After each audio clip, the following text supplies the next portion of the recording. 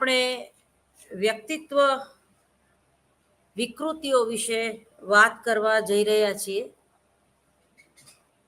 સાધારણ કોને કહેવાય, અસાધારણ પર્સનાલિટી કોને કહેવાય, અને બાળકોની વિકૃતિ વિશે પણ આપણે આપણા આ 111 BPCC 111માં વાત કરીશું. ખાસ કરીને સાયકોલોજીકલ ડિસઓર્ડર ના કારણો અને એના ઉપાયો વિશે આખા અભ્યાસના ક્ષેત્રમાં આપણે વાત કરવાની છે. ટૂંકમાં જ્યારે ભારતીય મનોવિજ્ઞાનની થોડીક વાત કરું તો પંચતત્વથી આપણી આ કાયા બનેલી છે. પંચતત્વ એટલે કયા કયા? પૃથ્વી તત્વ, જે ચામડી છે આપણી, માટી જેને કહીએ છીએ. મૃત્યુ બાદ કોઈ વ્યક્તિને દફનાવવામાં આવે અથવા તો અગ્નિ દાહ દેવામાં આવે. દરેક ધર્મના અનુસાર એ રીતે એના મૃત્યુ સંસ્કાર ટૂંકમાં કરવામાં આવે અને અંતે આપણો જે દેહ છે એ પૃથ્વી તત્વમાં ભળી જાય છે. એટલે પંચતત્વમાંનું એક છે પૃથ્વી તત્વ. બીજું છે પાણી. બરોબર, પંચભૂત મહાતત્વમાં પેલું પૃથ્વી એટલે માટી, બીજું છે પાણી. આપણા શરીરમાં 70% પાણી રહેલું છે અને પાણી ન પીવાથી વ્યક્તિ મૃત્યુ પામે. પાણીની આપણને વારંવાર તરસ લાગે છે. એટલે જલ તત્વ, પૃથ્વી તત્વ, જલ તત્વ. એ પછી છે વાયુ. વાયુ એટલે પવન. બરોબર, વાયુ વગર આપણે જીવી શકીએ છીએ? ના. તમે અને હું શ્વાસ લઈએ છીએ. દરેક પ્રાણી અને પક્ષી શ્વાસ લે છે. તો વાયુ વગર આપણું જીવન શક્ય નથી. કોઈ પણ ગ્રહ કે ઉપગ્રહમાં જ્યારે કોઈ સાયન્ટિસ્ટ સંશોધન કરતો હોય ત્યારે પણ જો વાયુ તત્વ ન હોય તો એને સાથે ઓક્સિજન રાખવો પડે છે. તો ટૂંકમાં પૃથ્વી તત્વ, જલ તત્વ, જલ એટલે પાણી, અને વાયુ એટલે પવન. શ્વાસ લેવાની પ્રક્રિયા એ આપણા જીવવા હોવાની એક સાબિતી પૂરી પાડે છે. એ પછીનું જે તત્વ છે એ અગ્નિ તત્વ છે. અગ્નિ ના હોય તો ખોરાક લીધેલો પચે નહીં. દરેકના મણિપુર ચક્રમાં એટલે કે પેટના નાભીના ભાગમાં અગ્નિ તત્વ રહેલું છે. અગ્નિ જો ન રહેલી હોય આપણા શરીરમાં, શરીર ઠંડુ પડી જાય તો પણ વ્યક્તિ મૃત્યુ પામે છે. અને જે મૃત્યુ પામી હોય એનામાં અગ્નિ તત્વ નથી રહેલો, માટે એ મૃત્યુ પામી છે ટૂંકમાં. અને અગ્નિથી જ આપણો દેહ જે છે એને અગ્નિદાહ દેવામાં આવે છે. અને અગ્નિથી જ આપણે ખોરાક પચાવી શકીએ છીએ. જે લોકોને ડાયાબિટીસની સમસ્યા છે તો એ લોકોનું જે પેનક્રિયાસ છે એ નબળું પડે છે. અને પેનક્રિયાસ નબળું પડવાથી ખાધેલું પચતું નથી, અથવા તો ડાયરેક્ટ સુગરમાં ભળી જાય છે અને વ્યક્તિ વધારે પડતા ડાયાબિટીસથી મૃત્યુ પામે છે. તો એનું બેલેન્સિંગ ના રહ્યું અગ્નિ તત્વનું, ખાધેલું પચે નહીં તો એ અગ્નિ તત્વમાં ક્યાંક ખોટ ખાપણ છે એવું કહીએ. એ પછી છે આકાશ તત્વ. બરોબર, આકાશ ન હોય તો મારું અને તમારા એટલે ગુરુત્વાકર્ષણનો જે નિયમ છે એ આપણે બધા 9મા ધોરણમાં ભણી ગયા. આપણું એન્ટેના એટલે કે આપણું જે આ વિશુદ્ધ ચક્ર છે એ વિશુદ્ધ ચક્રનું કનેક્શન એ આકાશ તત્વ સાથે છે. જો આકાશ અને પૃથ્વી તત્વ વચ્ચે ગુરુત્વાકર્ષણનો નિયમ ના હોય તો વ્યક્તિ હવામાં ઉડે રાખે એવું બને. ઘણી બધી વિશ્વની અજાયબીઓમાં પાણી નીચે નાખવામાં આવે તો પણ એ ઉપર જાય છે, એવું આપણે ઘણીવાર વોટ્સએપમાં કે સોશિયલ મીડિયામાં આ પ્રકારનું જોતા હોઈએ છીએ. તો ટૂંકમાં આ જે શરીર છે એ પંચતત્વનું બનેલું છે અને આ પંચતત્વને માં જો બેલેન્સિંગ ન રહે, બેલેન્સ એટલે સરખી રીતે અગ્નિ, વાયુ, જળ એટલે પાણી એ બધાનું બેલેન્સ ન થવાથી વિકારો ઉત્પન્ન થાય છે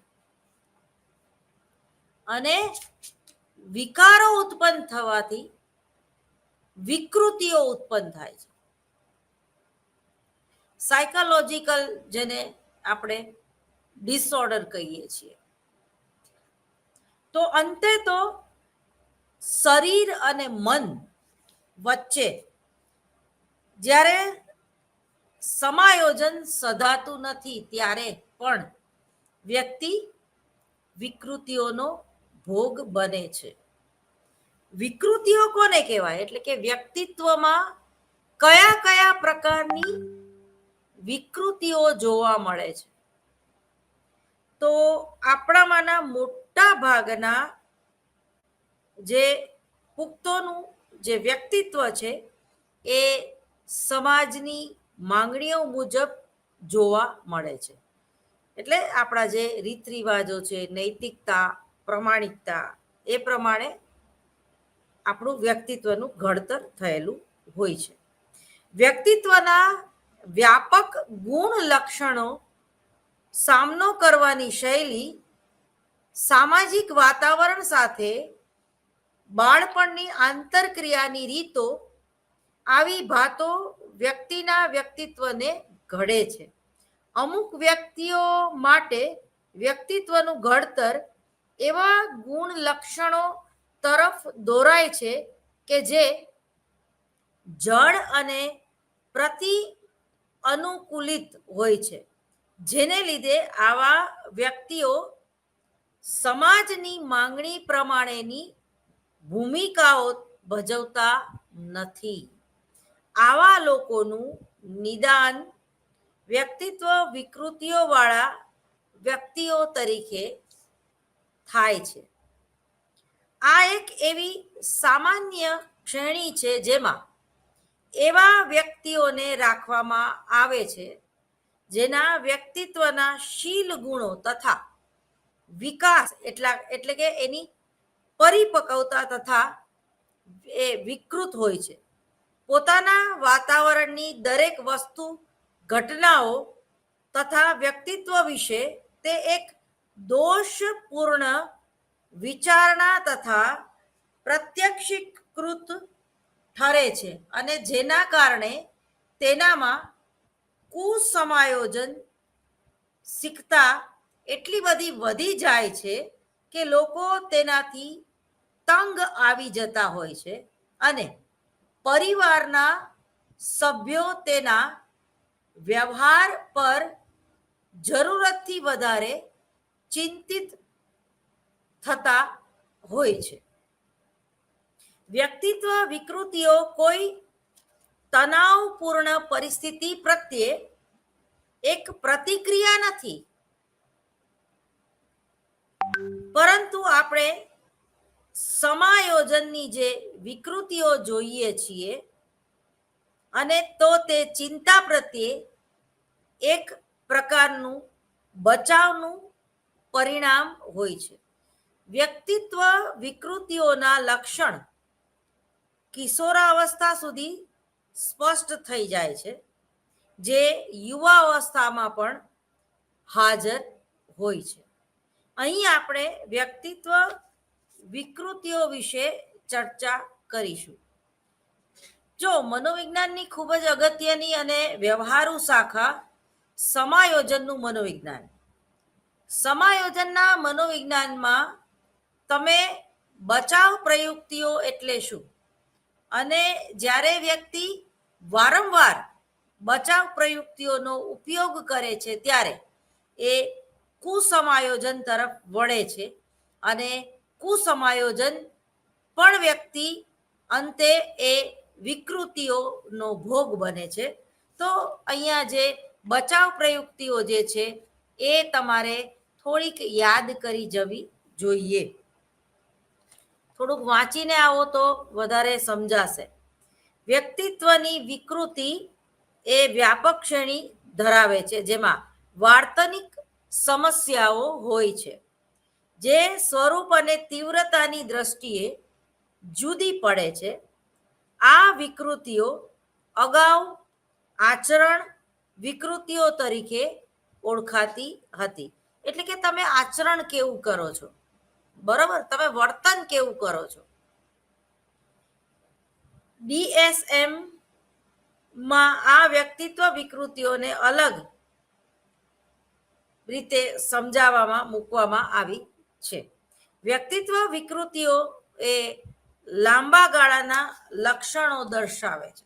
એટલે એ તાત્કાલિક કોઈ વ્યક્તિ વિકૃત નથી થઈ જતી, પણ મેં તમને જેમ કીધું ને, એ ખોટો પોતાનો બચાવ કરે છે, વધારે પડતા ઈગોઇસ્ટિક હોવાને કારણે પોતાના ઈગોને એ ચોટ ન પહોંચે ત્યારે તો એ સમાજનો જ દોષ જોવે છે. એ કુટુંબમાં અન્ય ભાઈ બહેનો હોય કે માતા પિતા હોય, એનો જ દોષ જોઈ રાખે છે, પોતાનો વાંક એ સમજવા જ તૈયાર નથી. એટલે પોતાની જે ભૂલ થઈ હોય તો એને સોરી કહેવું ગમતું નથી, અને એ પોતે સોરી હોતોય નથી, અથવા તો સોરી કહે તો પણ એ રીતે કહે છે કે જાણે એ આપણા ઉપર અહેસાન કરતો હોય, અથવા તો એને ગિલ્ટી ફીલ નથી થતું કોઈ પણ અપરાધ કે કંઈ પણ કોઈને દુઃખ પહોંચાડે તો પણ એને એનો અફસોસ નથી થતો. એટલે એનામાં એ પ્રકારની ક્રૂરતા આવી જાય છે, પણ એ ધીમે ધીમે એ વસ્તુ ડેવલપ થાય છે. જે બાળકો અનાથ આશ્રમમાં મોટા થયેલા હોય, અથવા તો ભિક્ષાવૃત્તિ તરફ વળેલા હોય, અથવા તો માતા પિતાનો પ્રેમ જ્યારે એ લોકોએ નાનપણમાં ગુમાવ્યો હોય, અથવા સંઘર્ષમય પરિસ્થિતિમાં એ બાળકો જ્યારે મોટા થાય છે ત્યારે એ સમાજ માટે એક જેને કહેવાય ને કે હાનિકારક હોય છે. કારણ કે એને સતત એવું લાગે છે કે મારી જ્ઞાતિ કે મારા કુટુંબ કે મારા સમાજે મારું શોષણ કર્યું છે, અથવા તો જે કંઈ હું દુઃખી થયો છું, કે જે કંઈ મારા જીવનમાં અભાવ છે એ આ સમાજે અભાવ કરેલો છે, અથવા તો મારી પાસેથી મારા માતા પિતા કુદરતે છીનવી લીધા, સમાજે છીનવી લીધા. એટલે એનામાં એક પ્રકારની આક્રમક વૃત્તિ જે છે એ ડેવલપ થાય છે, અને એ જે આક્રમક વૃત્તિ જે છે એને અપરાધ તરફ વાળે છે, અને એ બાળક સમાજ, રાષ્ટ્ર કે દેશ માટે એક અપરાધ ભરેલું વર્તન કરતી હોય છે. તો આ જે સાયકોસોમેટિક જે જુદી જુદી ડિસીઝ છે એના જે મૂળ જે છે એ બાલ્યાવસ્થામાં રહેલા છે. તો વ્યક્તિત્વ વિકૃતિઓ જે છે એને પહેલા તો આપણે સમજવી જોઈએ અને એના મૂળ સુધી પહોંચવું જોઈએ. એટલે પ્રતિ અનુકૂલન વર્તન, જેને એક કહેવત છે કે નાચતા ન આવડે જેને તો એમ કે છે કે આ આંગળું વાંકું છે, એટલે કે સ્ટેજ બરાબર નથી એમ. એટલે એ હંમેશા બીજાનો જ જેને કહેવાય કે એ દોષારોપણ પ્રયુક્તિ જેને આપણે કહીએ. સામાન્ય વ્યક્તિ જ્યારે સ્વસ્થ, વ્યવહારિક અને સમજુ હોય છે ત્યારે વિકૃત વ્યક્તિત્વ વાળો વ્યક્તિ એ સામાન્ય વ્યક્તિથી કેટલીક દ્રષ્ટિએ જુદો હોય છે. તેના કેટલાક લક્ષણો આ પ્રમાણે છે. આપણે શેના ઉપરથી કહી શકીએ કે કોઈ વ્યક્તિ વિકૃત છે? તો એનું જે પહેલું લક્ષણ છે એ આ પ્રમાણે છે કે વિકૃત વ્યક્તિત્વ ધરાવતા લોકોને વિક્ષિપ્ત વ્યક્તિગત સંબંધો હોય છે, જેમ કે આત્મરતિ કે આધારિત આક્રમક વ્યક્તિત્વ. જ્યારે સામાન્ય વ્યક્તિમાં આવા કોઈ લક્ષણો જોવા મળતા નથી, અને જો હોય તો પણ તેનું પ્રમાણ અતિ અલ્પ હોય છે. જ્યારે બાળકના શરીરમાં કંઈ ફેરફાર થતા હોય, જેમ કે કોઈ છોકરી હોય તો એની છાતીનો ભાગ વધવો, અથવા તો એનો અવાજ જે છે એ બદલવો. એ જ રીતે પુરુષ છે તો એનું પેનિસ છે એ મોટું થવું, દાઢી મૂછ આવવા, ત્યારે એવી એક મુમેન્ટ હોય છે કે બાળક કલાકો સુધી પોતાની જાતને અરીસામાં જોયે રાખે છે. તો એને શું કહેવાય? આત્મરતિ. પણ સમય આવે એ વૃત્તિ જે છે એનામાં લુપ્ત થાય છે અથવા તો ઓછી થઈ જાય છે. પછી એ પોતાના દેખાવને એટલું મહત્વ આપતો નથી. એ જ રીતે જ્યારે બાળક કે છોકરો કે છોકરી ખાસ કરીને બીજા, ત્રીજા, ચોથા ધોરણમાં હોય ત્યારે, 1 થી 7 ધોરણમાં હોય ત્યારે એ હંમેશા સ્ત્રીને એક સ્ત્રી વધારે ગમતી હોય છે, અને છોકરાઓને કે પુરુષને એક પુરુષ વધારે ગમતો હોય છે. એટલે બેનપણીઓનું પ્રમાણ વધારે હોય છે, ભાઈબંધોનું પ્રમાણ વધારે હોય છે. બાળકો હોય છે તો એ પોતાના ગ્રુપમાં જ રમતા હોય છે, ભલે એ લોકો કો એજ્યુકેશનમાં ભણતા હોય તો પણ એ છોકરી જે છે એ છોકરી સાથે જ બોલે છે, અને છોકરો જે છે એ છોકરા સાથે જ બોલે છે. પરંતુ તો એનો અર્થ એમ નથી કે એ વિકૃતિ છે, છોકરો છોકરાને જ પસંદ કરે. પરંતુ એ જ વર્તન જો 17 કે 18 કે 20 ઉંમરની પુખ્ત અવસ્થામાં પણ, યુવા અવસ્થામાં પણ એ જ વર્તન ચાલુ રહે, કોઈ છોકરી એને ગમે નહીં અને છોકરીને ગમે તો નહીં પણ હેટ કરે, અને છોકરીઓને એને કોઈ આકર્ષણ પણ ન થાય, તો સમજવું કે એ જે બાળક છે એ એબનોર્મલ છે, એ ગે છે. એ છોકરાને જ પસંદ કરે, એના શરીરને જ પસંદ કરે. તો એ ટૂંકમાં વિકૃતિ છે. જેને જો છોકરીને પસંદ કરે યુવા અવસ્થામાં પણ, જો એ ગ્રંથિ જે છે એ નાનપણની ચાલુ રહે, એ પુરુષોને હેટ કરે, એને છોકરાઓનું કોઈ આકર્ષણ ન થાય, તો એને લેઝબિયન કહેવામાં આવે છે. એ ફોરેન કન્ટ્રીમાં તો આ લેઝબિયન અને ગેયને લગ્ન કરવાની પણ છૂટ આપી દેવામાં આવે છે. પરંતુ આપણા સમાજ માટે હજી આ જે વર્તન જે છે એને એબનોર્મલ વર્તન કહેવાય, એટલે કે વિકૃત વર્તન કહેવાય. ક્લિયર? પણ એના ટૂંકમાં જે મૂળ જે છે એ બાલ્યાવસ્થામાં હોય છે. ઘણીવાર હોર્મોન્સના બેલેન્સ ન રહે તો પણ આવું બને છે.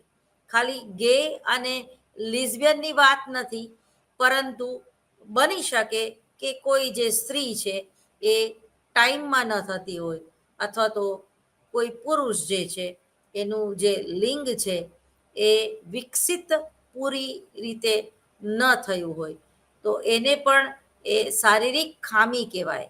એને શારીરિક ખામીના હિસાબે એ માનસિક ખામીનો ભોગ બને છે. પરંતુ એવા પણ કિસ્સાઓ જોવા મળે છે કે એ ટાઈમમાં પણ થતી હોય, અને શરીર જે છે એ સ્ત્રીનું જ હોય, શરીર જે છે એ પુરુષનું જ હોય, પણ માનસિક રીતે એ ટૂંકમાં સ્ત્રી જેવું વર્તન કરતી હોય જે પુરુષ હોય. એના લટકા મટકા, એની જે ચોઈસ છે, ઘરગથ્થા રમવાનું મન થાય, છોકરો હોય તો પણ એને છોકરીના કપડાં પહેરવાનું મન થાય, એને લિપસ્ટિક કરવાનું મન થાય, એને મેકઅપ કરવાનું મન થાય, એને વાળ વધારવાનું મન થાય, તો એ જે છે એ સ્ત્રૈણ પ્રકારનું વ્યક્તિત્વ કહેવાય. અને જો એનો અતિરેક જોવા મળે તો એ જે ભરે એનું શરીર જે છે પુરુષનું હોય તો પણ એનામાં એની માનસિકતા જે છે એ સ્ત્રી જેવી હોય છે. તમે જુઓ કે કૃષ્ણનું જે વ્યક્તિત્વ છે તો એમાં સ્ત્રૈણ વ્યક્તિત્વ, એટલે આવા જે પુરુષો ચોકલેટી બોય જે છે એ સ્ત્રીઓને વધારે ગમતા હોય છે. પણ એ એબનોર્મલ નથી, એ પોતે પુરુષ છે એને ખબર છે, એનું વર્તન પણ પુરુષ જેવું જ હોય છે. પરંતુ એટલી એનામાં વાત્સલ્ય ભાવ હોય છે, એનામાં કરુણા હોય છે. એ ક્રૂરતા જે પુરુષ જેવી ક્રૂરતા છે, રફ એન્ડ ટફ પર્સનાલિટી છે, એ લોકોની નથી હોતી. ઘણી લેડીઝને આવા કૃષ્ણ જેવા જે પુરુષો છે છતાં આપણે એને પૂર્ણ પુરુષોત્તમ જ કહીએ છીએ, પરંતુ એનામાં એ અર્ધનારેશ્વર સ્વરૂપ જેને એમ કહી શકાય સારી રીતે, તો પણ એ વિકૃતિ નથી, એ એબનોર્માલિટી નથી, પરંતુ એનામાં દયા, કરુણા, વાત્સલ્ય અને જતું કરવાનો ભાવ જે છે એ વધારે છે. જ્યારે સામાન્ય પુરુષમાં એ ભાવ જોવા મળતો નથી. જેમ કે વિષ્ણુ કે શંકર, તો એમની પર્સનાલિટી કૃષ્ણની પર્સનાલિટી કરતાં અલગ આપણને દેખાડવામાં આવી છે. તો આનો પણ આપણે જાતીય લગ્ન જીવનનું મનોવિજ્ઞાન અથવા તો જાતીય મનોવિજ્ઞાન જ્યારે ભણશું ત્યારે હું વધારે એનો ઉલ્લેખ કરીશ. બીજું જે લક્ષણ છે કે આ પ્રકારના વ્યક્તિઓના પ્રશ્નો લાંબા ગાળાના હોય છે, તેમને આપણે વિક્ષિપ્ત વ્યક્તિ ગણીએ છીએ. આ કોઈ વિકૃત વર્તનનો એપિસોડ નથી, પરંતુ વખતો વખતના પ્રશ્નોની ટકાઉ ભાત છે. જેમ કે અમુક સમયે વ્યક્તિ ચોરી કરે, કોઈક વાર આક્રમક બની જાય છે. ત્રીજું હવે એનું જે લક્ષણ છે એ આ પ્રમાણે છે કે વ્યક્તિત્વ વિકૃતિઓ એ નિષેધક જીવન બનવાની ફલશ્રુતિઓ સાથે જોડાયેલી છે.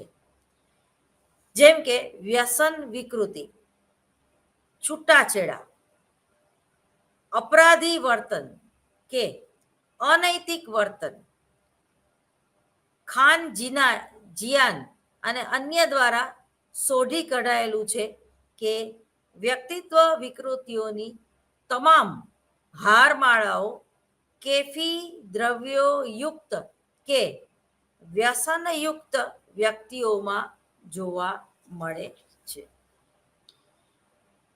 ચરસ, ગાંજો, હેરોઈન અને દારૂ, તમાકુ, બજર જેને છીકણી કહીએ છીએ ગામડાઓમાં, એ વધારે પ્રમાણમાં જોવા મળે છે. એ જ રીતે હેરોઈન, આ બધા જે દ્રવ્યો જે છે એ તમારા આજ્ઞા ચક્રને અથવા તો હાઇપોથેલેમસ કેન્દ્ર મગજ ઉપર ડાયરેક્ટ એની ઇફેક્ટ જોવા મળે છે. તમે વધારે પડતી ચા કે કોફી પીવો તો એ પણ નુકસાન કરતા છે. એક મૂડ આવવા માટે તમે ચા પીવો, ફ્રેશ થવા માટે તમે ચા પીવો, રોમેન્ટિક મૂડ ક્રિએટ કરવા માટે તમે કોફી પીવો, તો એ રોજની એક ઇટ્સ ઓકે, પરંતુ આયુર્વેદ તો એ પણ ના પાડે છે કે સવારે ઉઠીને પેલા ચા નહીં પીવાની. પરંતુ ખાસ કરીને ગુજરાતમાં રહેતી પ્રજા, આપણે ચા વગર ચાલે જ નહીં, પરંતુ જ્યારે એનો અતિરેક થાય છે તો એ મગજને નુકસાન, એટલે કે મગજના જે ચેતાક્ષ અને જુદા જુદા કેન્દ્રો છે એને શિથિલ કરી નાખે છે. પછી ફરીવાર તમે ચા પીવો તો જ તમારી નીંદર જે છે એ ગાયબ થાય છે. પરીક્ષામાં તમે જુઓ કે ચા પીવાનું પ્રમાણ આપણું વધી જતું હોય છે, કારણ કે એમાં કેફીન નામનું જે દ્રવ્ય આવે છે એ તમને એક્ટિવ કરે છે. હવે પછી તમારા મગજને, તમારા ચેતાતંત્રને એવી આદત પડી જાય છે એ કેફીન મળે તો જ એ એક્ટિવ થાય, અને એ કેફીન ન મળે તો એને સતત નીંદર આવે રાખે. સવારમાં તમે ચા ન મળે, ઘરમાં દૂધ ન હોય, ચા ખલાસ થઈ ગઈ હોય, તો આપણે પાડોશી આગળ પણ માગીને ચા પી લઈએ છીએ. પરંતુ જ્યારે તમને 2 કે 3 કલાક ચા ન આવે તો તમને ક્રોધ પણ આવે એવું બને. તમને ભણાવવાનું મન ન થાય, ભણવાનું મન ન થાય, નોકરી કરવાનું મન ન થાય, અને રસ્તા ઉપર પણ તમે ક્યાંક અથડાઈ જાઓ એવું બને. એ જ રીતે આપણે ઘણીવાર કોઈ મૂડલેસ હોય કે કોઈ ક્રોધ કરે તો આપણે તરત જ એમ કે ચા પીને નથી આવ્યો ભઈલા, લે પેલા ચા પી લે, પેલા શાંત પડ, પછી હું તને વાત વિગતે કરું. તો ટૂંકમાં ચાની જે ટેવ છે એ પણ જો ખરાબ હોય તો ગાંજો જે છે કે અફીણ જે છે એ કેટલું ડેન્જર હોય. પહેલાના જે ઉદ્યોગપતિઓ એ મજૂરોને જેને કહેવાય કે ગાંજો નહીં, ચરસ નહીં, હા ચરસ, ચરસ અને બીજું એક નામ આવે છે, હું ભૂલી ગઈ, કે જે આપણા મગજને એક્ટિવ કરે છે. બરોબર, ચરસ જે છે એ એક્ટિવ કરે છે. ચરસ લેવાથી તમને થાક નથી લાગતો, તમને બીક નથી લાગતી, તમે અચાનક ઉંદેડામાંથી સિંહ બની જાઓ છો. આપણે કહીએ ને ઉંદેડાએ દારૂ પી લીધો, એ કૂદકા મારવા માંડે, અચાનક એ પોતે આમ સિંહ હોય એવું વર્તન કરવા માંડે. બરોબર, તો કહેવાનો મતલબ એમ છે કે જે આ ઉત્તેજિત દ્રવ્ય, એમાં સામક પણ છે અને ઉત્તેજક પણ છે. તો ઉત્તેજિત દ્રવ્ય જ્યારે આપણે લઈએ છીએ ત્યારે આપણામાં બીકનું પ્રમાણ ઓછું થઈ જાય છે, આપણે જવાબદારીનું પ્રમાણ ઓછું થઈ જાય છે, આપણે જાહેરમાં પણ ગાંડા કાઢવા માંડીએ, આપણને શરમ નથી આવતી, અને આપણને પોલીસની પણ બીક નથી લાગતી, અને આપણને ખબર જ નથી હોતી કે આપણે શું કરીએ છીએ. તો એ ઉત્તેજિત દ્રવ્ય છે. એ જ રીતે કામ કરવાની તાકાત આપણામાં બમણી આવી જતી હોય છે. એટલે ખાસ કરીને જે મિલ માલિકો હતા એ મજૂરો આગળથી વધારે કામ લેવા માટે આવા ઉત્તેજક દ્રવ્યોનો ઉપયોગ કરતા હતા. એટલે ઓલો બિચારો 12-15 કલાક સુધી, 16-18 કલાક સુધી કામ કરે, એને પોતે થાકી ગયો છે એનો અહેસાસ જ ન થાય. અને જેવું એનું પ્રમાણ ઘટે, ઉત્તેજનાનું પ્રમાણ ઘટે, કેફીનનું પ્રમાણ ઘટે, ચરસનું પ્રમાણ ઘટે, અને એ સૂઈ જાય છે, એના હાથ પગ તૂટે છે, સખત પેઇન થાય છે એના શરીરમાં. એટલે ફરીવાર પાછું એ જે દ્રવ્ય જે છે એ ચરસ છે, એ જેને આપણે ચરસી કહીએ છીએ, એ ચરસ લેતો થઈ જાય છે.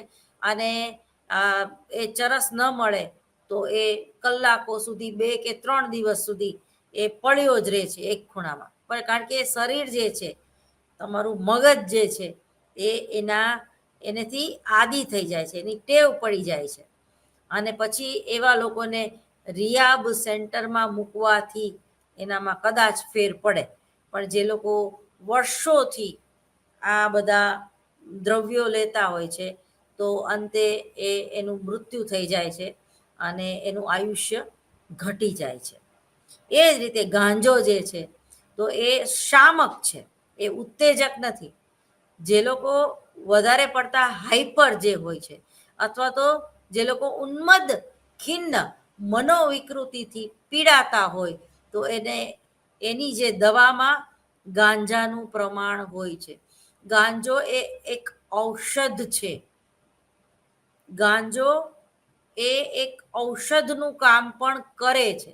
પણ એનો જો તમે વધારે પડતું સેવન કરો તો તમે આળસુ પ્રકૃતિના થઈ જાઓ છો, અને તમને તમે હસે જ રાખો, તમને મજા પડી જાય, તમને તમારા જે હાઇપોથેલેમસ કેન્દ્રમાં આવેલું જે લોપામાઇન નામનું દ્રવ્ય જે છે એ વધારે જવે છે. એટલે એ સુખના, આનંદના કેન્દ્રોને ઉત્તેજિત કરે છે. એટલે તમને બહુ મજા આવી જાય.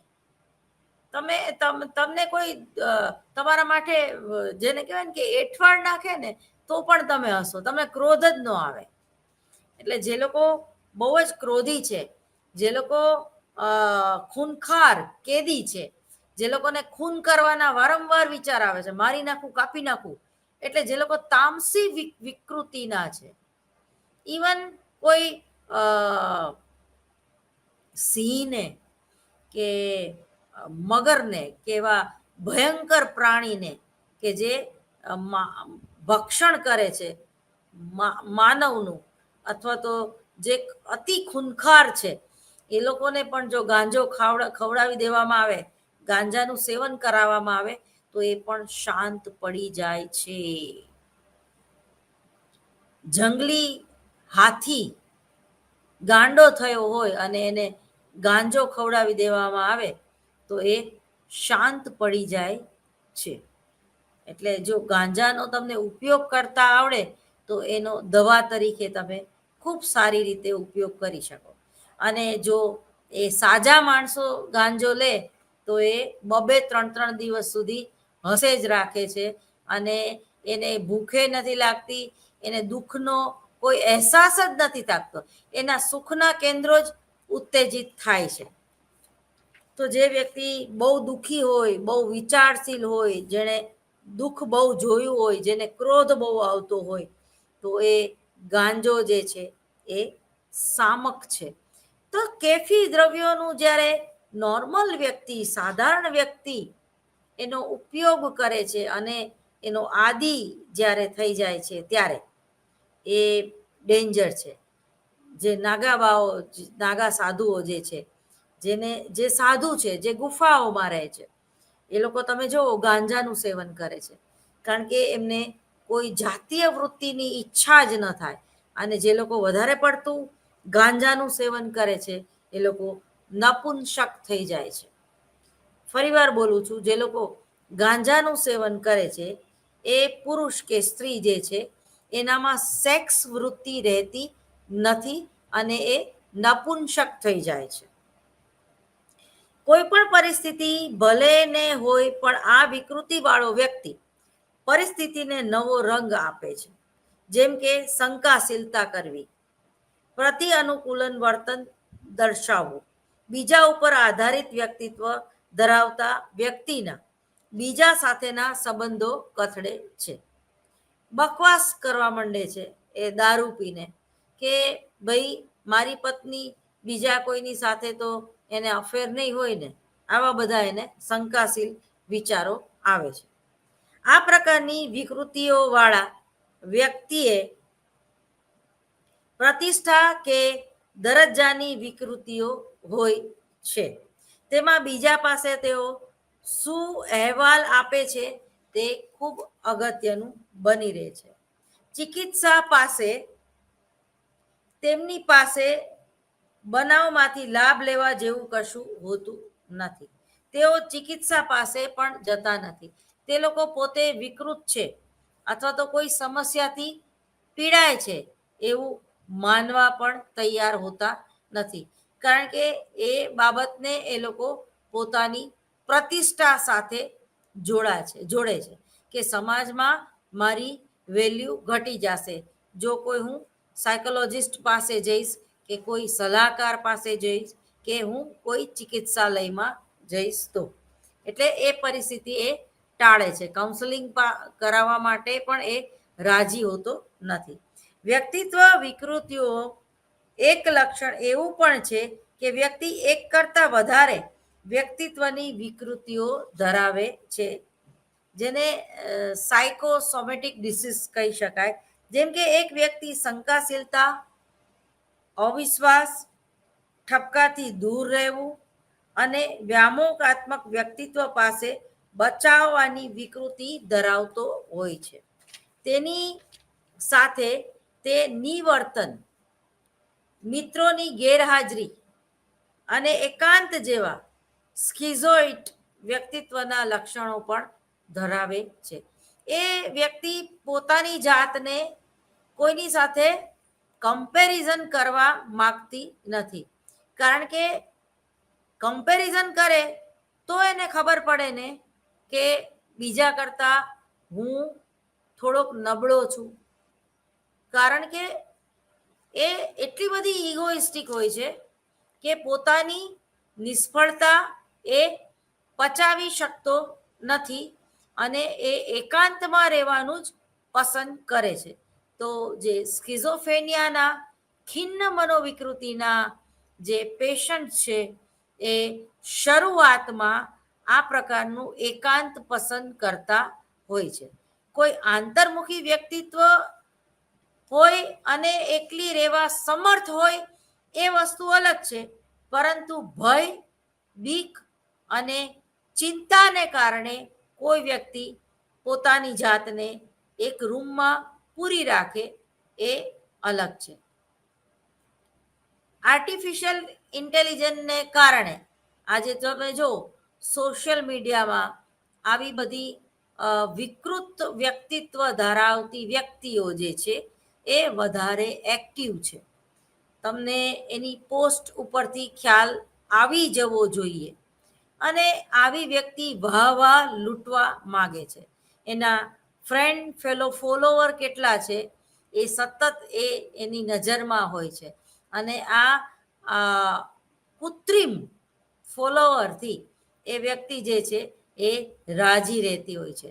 પરંતુ વાસ્તવિક જીવનમાં એક મિત્ર પણ એ બનાવી શકતી નથી. એટલે એને એમ પૂછે કે તારી ક્લોઝ ફ્રેન્ડ કોણ, અથવા તો તારું દુઃખ કે તને માંદગી આવે કે તને કોઈ સમસ્યા આવે તો તું સૌથી પહેલો ફોન કોને કરે, તો એની પાસે કોઈ જ નામ હોતું નથી.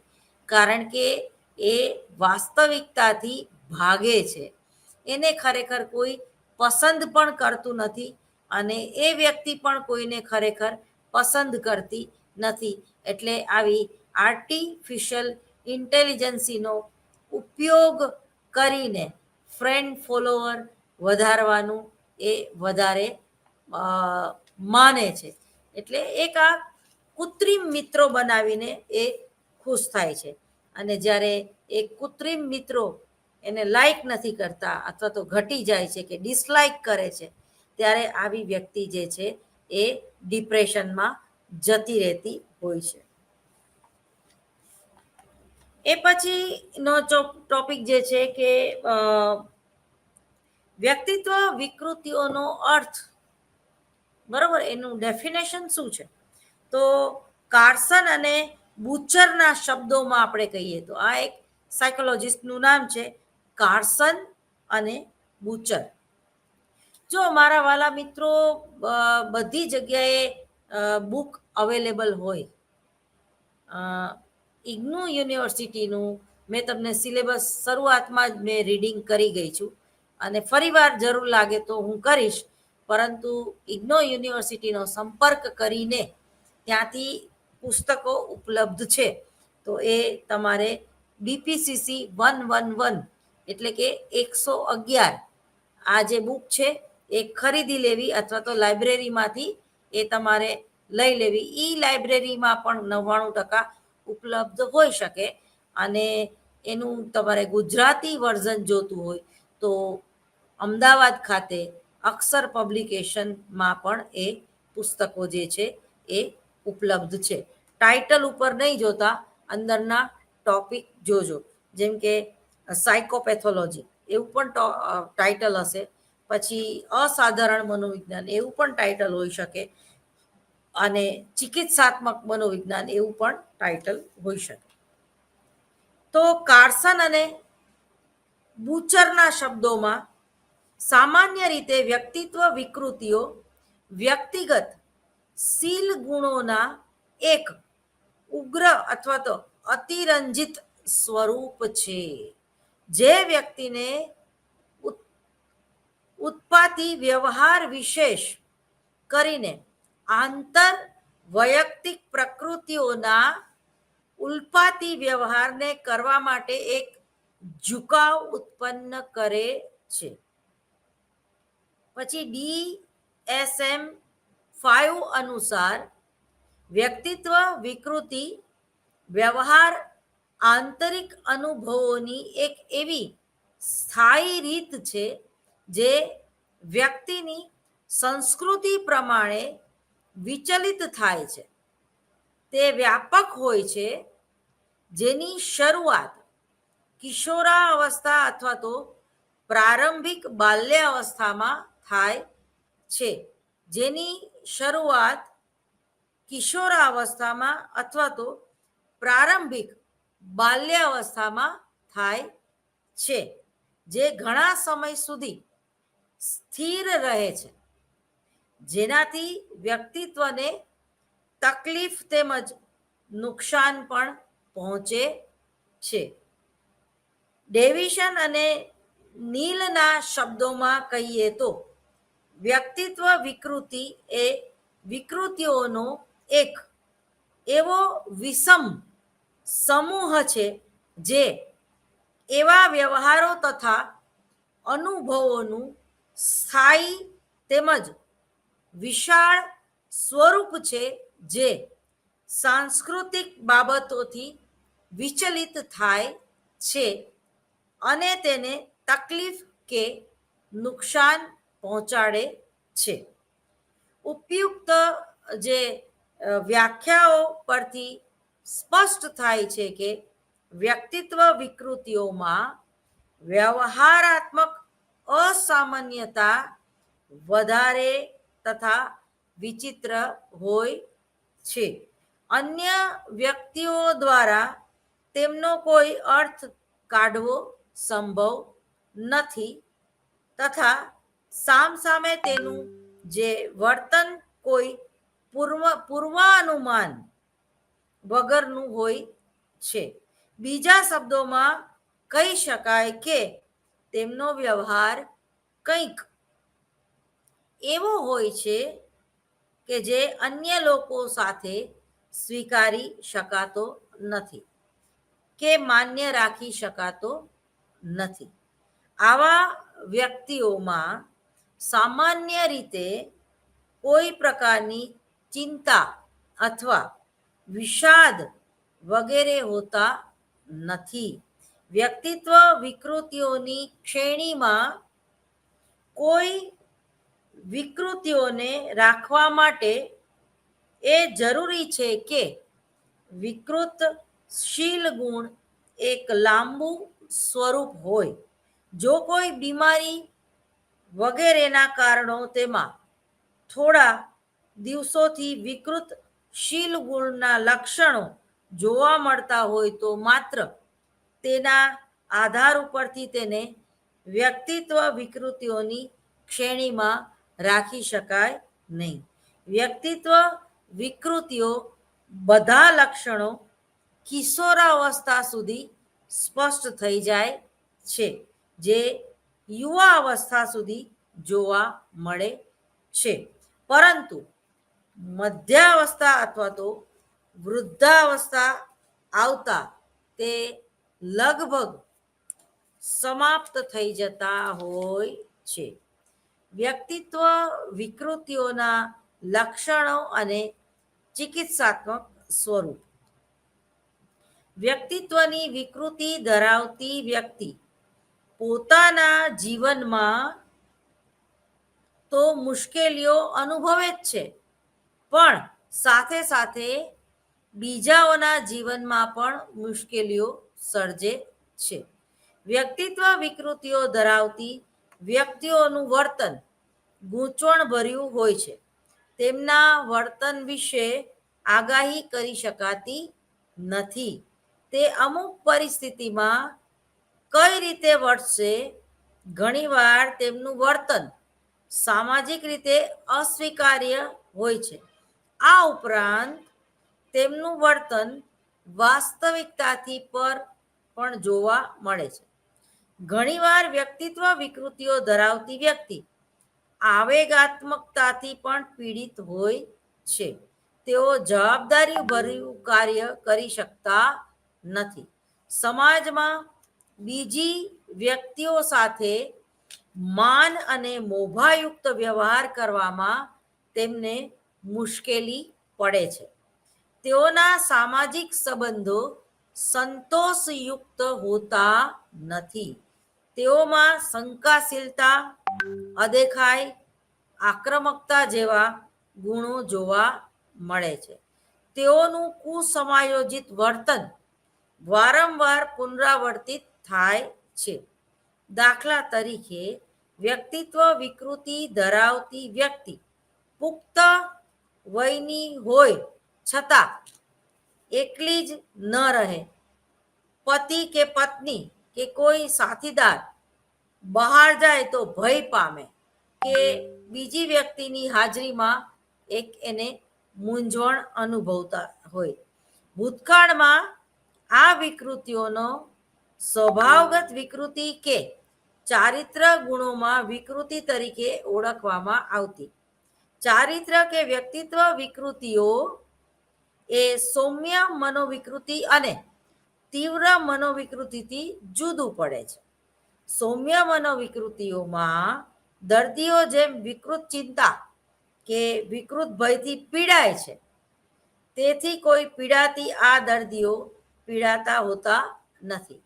તે તીવ્ર મનોવિકૃતિઓ કોઈ લક્ષણ તેનામાં દેખાતું નથી, પરંતુ કેટલીક એવી અસામાન્યતાઓ વ્યક્તિત્વ વિકૃતિઓમાં જોવા મળે છે જે દર્દીના અસમાયોજિત વર્તનના રૂપમાં પ્રગટ થાય છે.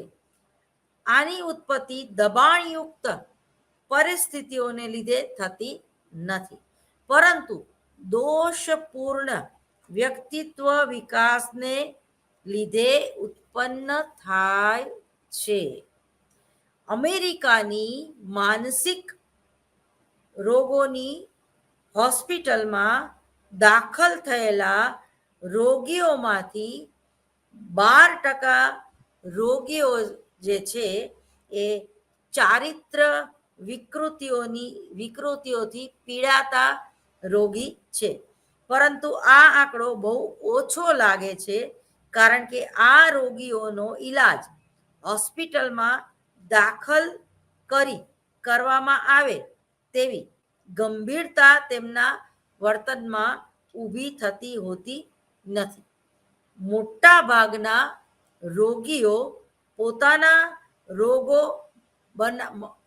જે છે એ માનવા જ તૈયાર હોતા નથી.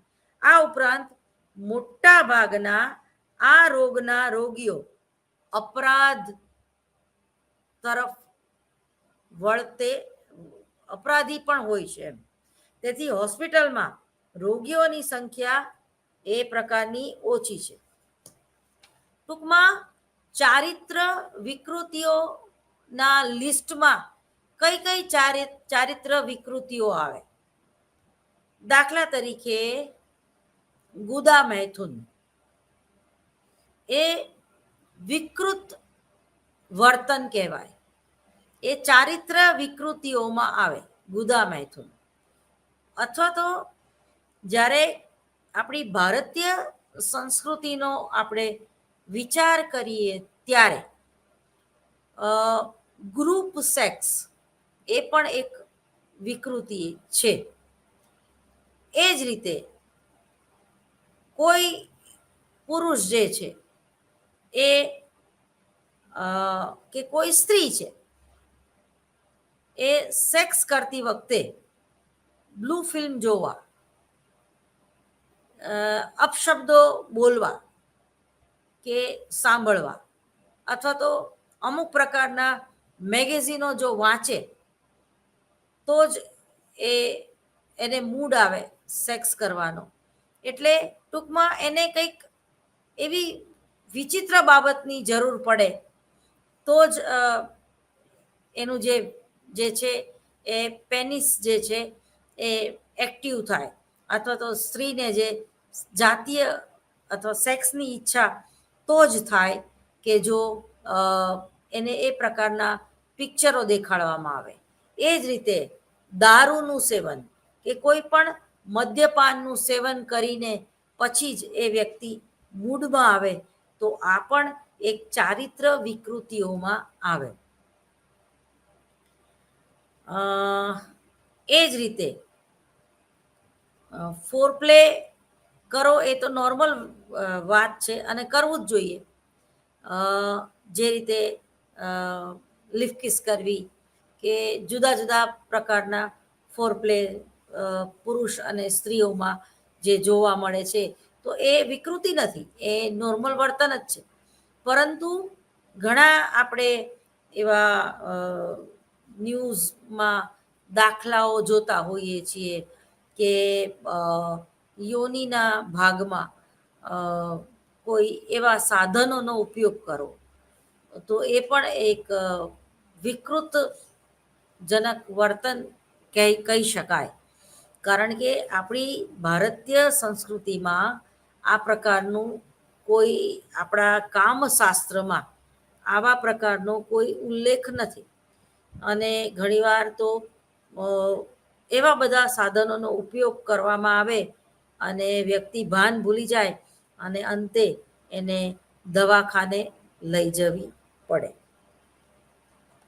તો આ જે બધું છે એ ચારિત્ર વિકૃતિઓમાં આવે. હવે વિકૃતિઓના જે પ્રકાર અને જે લક્ષણો છે એમાં પેલું છે વ્યામોહાત્મક વ્યક્તિત્વ વિકૃતિ, જેમાં બીજા પ્રત્યે સંવેદનશીલતા અને અવિશ્વાસ, પોતાની જાતને નિર્દોષ માનવી, બીજાનું જે પ્રત્યક્ષીકૃત હુમલાઓ અંગે બચવાની સ્થિતિમાં રહેવું. એને સતત એવી શંકા હોય છે કે કોઈ મારું અહિત કરશે કે કોઈ મને મારવા આવે છે, એટલે એ અસલામતીની ભાવના અનુભવતી હોય છે, જે વ્યામોહાત્મક મનોવિકૃતિ કહી શકાય. એ પછી છે છિન્ન માનસયુક્ત વ્યક્તિત્વ વિકૃતિ, જેમાં નિર્બળ માનસિક સંબંધો, એ જેમાં એ આંતરક્રિયા નથી કરી શકતી એ વ્યક્તિ જલ્દીથી કોઈની સાથે, અથવા એના જે સંબંધો હોય છે એમાં ગાઢ સંબંધો જોવા મળતા નથી. બીજા સાથે સંલગ્ન થવાની અશક્તિ અને ઈચ્છાનો અભાવ, લઘુતા ગ્રંથિથી પીડાતી વ્યક્તિ આ હોય છે. એ સમાજને નથી સ્વીકારી શકતી અને સમાજ એને સ્વીકારી નથી શકતો, અને એનું કોઈ અંગત એવું હોતું નથી જેને લીધે એ ફરી આમાં પણ અસલામતીની લાગણી અનુભવતા હોય છે. એ પછી છે સ્કીઝો ડાયપલ વ્યક્તિત્વ વિકૃતિ, વિશિષ્ટ વિચાર ભાતો, પ્રત્યક્ષીકરણ અને વાણીની વિલક્ષણતા, જે વાતચીત અને સામાજિક આંતરક્રિયામાં અવરોધ ઊભા કરે છે. અતિશય અપશબ્દો બોલવા, ગાળો બોલવી, મેણા મારવા, એનો ટોન જ એવો હોય કે કોઈ વ્યક્તિ ભાગી જાય એને જોઈને જ, કે રસ્તો બદલી લે એને જોઈને જ, બરાબર. એટલે આ વ્યક્તિમાં એક ધૃણાનો ભાવ વધારે જોયેલો છે, અસ્વીકારનો ભાવ વધારે જોવા મળે છે. હવે બી જૂથમાં હિસ્ટિયોનિક વ્યક્તિત્વ વિકૃતિઓ, જેમાં સ્વનાટકીયતા, આક્રમકતાની વધારે પડતી ચિંતા, જો ધ્યાન ખેંચવામાં હતાશ થવાય તો ઉશ્કેરાટ અને મિજાજ ગુમાવવો. એટલે આવી વ્યક્તિઓને જ્યારે કોઈ એટેન્શન આપતું નથી, આવી વ્યક્તિઓની વાત જ્યારે કોઈ સાંભળતું નથી, અથવા તો વચમાં બોલે કોઈ વ્યક્તિ, અથવા એની વાત જે કરતો હોય એને અટકાવી દેવામાં આવે, તો આ વ્યક્તિ જે છે એ કાગનો વાઘ કરી દે છે. એટલે એ સતત ક્રોધમાં આવી જાય છે. એ પછી છે નાર્સિસ્ટિક વ્યક્તિત્વ વિકૃતિઓ, જેમાં એને મહાનતાનો વિભ્રમ હોય છે, એ મારા જેવું કોઈ નહીં, એમ હું બહુ હોશિયાર. એ વ્યક્તિ એ સેન્ટર ઓફ એટ્રેક્શન બનવાની સતત કોશિશ કરતી રહેતી હોય છે. પોતાની જાતે જ પોતાને વધારે કે પછી તો મને આમ થયું ને પછી તો મને નરેન્દ્ર મોદીએ ફોન કર્યો ને, આવી બધી વાતો જેને મહાનતાનો વિભ્રમ કહેવાય, એમ કે બધાને મારી જરૂર છે, મને કોઈની જરૂર નથી, આવી વ્યક્તિઓ માનતી હોય છે. અને એ એને એ લોકોમાં સહાનુભૂતિનો અભાવ જોવા મળે છે. એ પછી છે અસામાજિક વ્યક્તિત્વ વિકૃતિઓ. ફરીવાર અસામાજિક વ્યક્તિત્વ, અનૈતિકતાનો અભાવ, નૈતિકતાનો અભાવ અથવા તો નૈતિકતાના વિકાસનો અભાવ જોવા મળે છે. વર્તનના મોડેલમાં અનુસાર જેમાં અશક્તિ અને ધ્રુતતાનો ભાવ વધારે જોવા મળે છે અને એને કોઈ સમાજની લાજ શરમ હોતી નથી. બાળક તરીકે એ એક સમસ્યા રૂપ વર્તન હોય છે. એના પછીની 7મી જે વિકૃતિ છે એ સીમાવર્તી વ્યક્તિત્વ વિકૃતિઓ, જેમાં આવેગ પ્રેરિતતા, અયોગ્ય ગુસ્સો, નાટ્યાત્મક મૂડ પરિવર્તન અને કંટાળો આવે છે કે આળસુ પ્રકૃતિઓનો આમાં સમાવેશ થાય છે. અને હવે આપણે જૂથ સીમાં જે વિકૃતિઓ છે એ જોઈએ, જેમાં વર્જનયુક્ત વ્યક્તિત્વ વિકૃતિઓ, જેમાં ઉપેક્ષા પ્રત્યે અતિશય સંવેદનશીલતા, શરમાળપણું, સામાજિક આંતરક્રિયા અને સંબંધોમાં પહેલ કરવામાં અસલામતી વગેરે જોવા મળે છે. એ પછી છે આધારિત વ્યક્તિત્વ વિકૃતિઓ, સંબંધો અલગ પાડવામાં મુશ્કેલી, એકલા રહેવાનું હોય ત્યારે અસુવિધા, બીજા ઉપર બીજાને પોતાની સાથે સંબંધોમાં સંકળાયેલા રાખવા અને અતિ નિર્ણયાત્મક વાતો કરવી.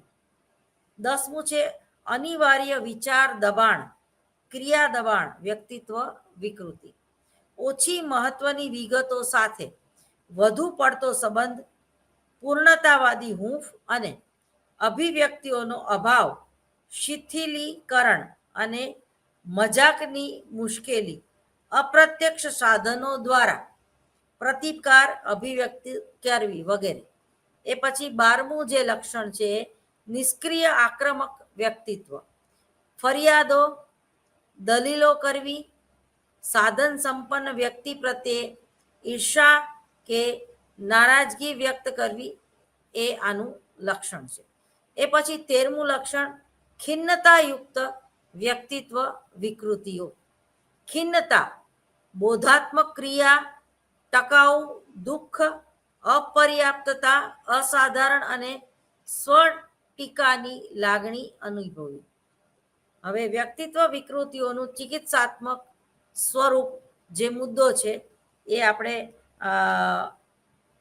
હવે 2 જ મિનિટની વાર રહી છે, એટલે એ ટોપિક નવો આપણે આવતા લેક્ચરમાં, એટલે કાલે જ મારું લેક્ચર છે તો કાલે આપણે એ ટોપિક શરૂ કરશું, વ્યક્તિત્વ વિકૃતિઓનું ચિકિત્સાત્મક સ્વરૂપ કેવું હોય છે. તો ખાલી એની પ્રસ્તાવના બાંધી દઈએ તો વ્યક્તિત્વ વિકૃતિઓના ઘણા બધા પ્રકાર આપણે જોયા અને દરેક પ્રકારની જે વિશિષ્ટતાઓ છે એ અલગ અલગ છે. જો વિદ્યાર્થીઓ આ તમારે યાદ રાખવું પડશે, એની જો અત્યારે જે હું બોલી ગઈ કે વાંચી ગઈ બરાબર, તેમ છતાં વ્યક્તિત્વ વિકૃતિઓની કેટલીક સામાન્ય વિશિષ્ટતાઓ છે જેના આધારે પણ વ્યક્તિત્વ વિકૃતિઓના સ્વરૂપને સમજી શકાય છે. એટલે એના લક્ષણો, એના પ્રકારો અને એનું સ્વરૂપ, બરાબર, આ ત્રણેય ટોપિકો આપણે જોઈ લીધા અને એનું જે સ્વરૂપ છે એના વિશે આપણે કાલે વાત કરીશું. એના સ્વરૂપના મુદ્દાઓ બોલી જાઉં છું, તમે નોટ અને પેન લઈને બેસો તો વધારે સારું, તો આ મુદ્દાઓ તમારે ટપકાવા થાય. પેલું છે વિશિષ્ટ વિઘટન વ્યક્તિત્વ સંબંધ, વિશિષ્ટ વિઘટન વ્યક્તિત્વ સંબંધ. બીજું છે દીર્ઘકાલીન દુઃખદાયી વર્તન. ત્રીજું છે નકારાત્મક બાબત. ચોથું છે એક જ કુસમાયોજિત વર્તનને દોહરાવવું. પાંચમું છે વ્યક્તિત્વ વિકૃતિઓ. છઠ્ઠું છે વર્તન પરિવર્તનના વિરોધી, બરાબર. તો આ જે છે એ એના સ્વરૂપના મુદ્દા છે. તો કાલે આપણે એનું સ્વરૂપ કરીશું અને એ પછી વ્યક્તિત્વ વિકૃતિઓના કારણો, વ્યક્તિ વિકૃત શા માટે બને છે, વ્યક્તિ વિકૃતિનો ભોગ શા માટે બને છે, એ ટોપિક ઉપર આપણે કાલે વાત કરીશું. એટલે કાલે આપણે 2 ટોપિક ઉપર વાત કરીશું: વર્તન વિકૃતિઓનું સ્વરૂપ અને વ્યક્તિત્વ વિકૃતિઓ પાછળના કારણો કયા કયા છે એની વાત કરીશું.